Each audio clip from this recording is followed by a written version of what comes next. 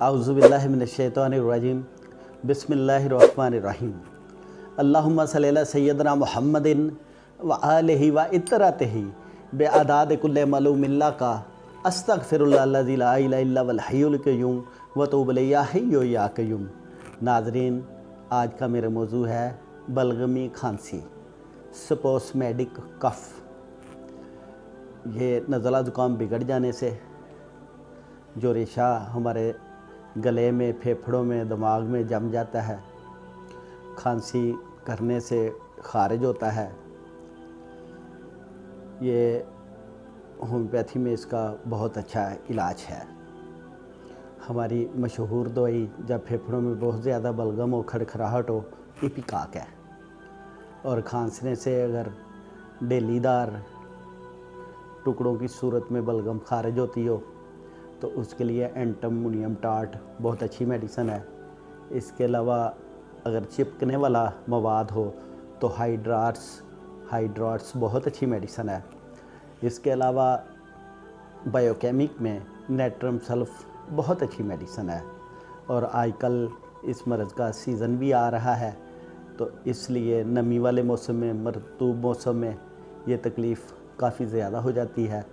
तो इसके लिए मैंने, चूँकि इसके काफ़ी मरीज़ आजकल क्लिनिक में आ रहे हैं, तो इसलिए मैंने सोचा कि ये मौजू जो है ना, इसको आज का लिए रखा जाए। इसके अलावा रूहानी इलाज में बहुत अच्छा एक इलाज है।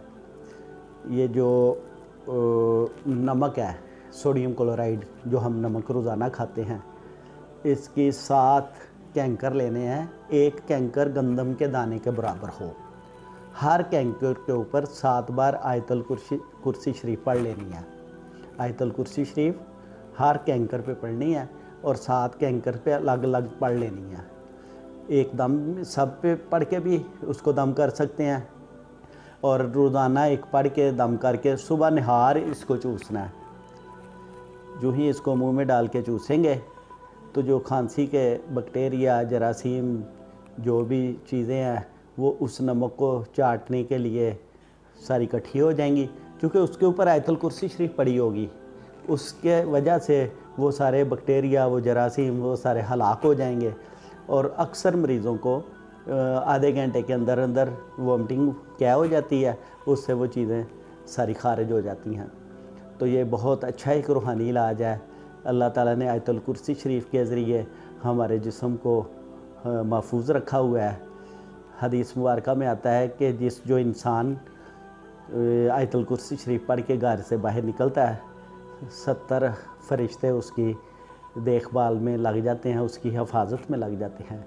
तो इसी तरह से जब हम आयतुल कुर्सी शरीफ पढ़ के नमक को चूसते हैं तो उसकी वजह से ये बहुत सारे जरासीम जो हलाक हो जाते हैं, और इससे एक हफ़्ते के अंदर अंदर इस मर्ज़ से निजात मिल जाती है। मुझे उम्मीद है आपको मेरी ये वीडियो बहुत पसंद आएगी। जज़ाकल्लाह खैर।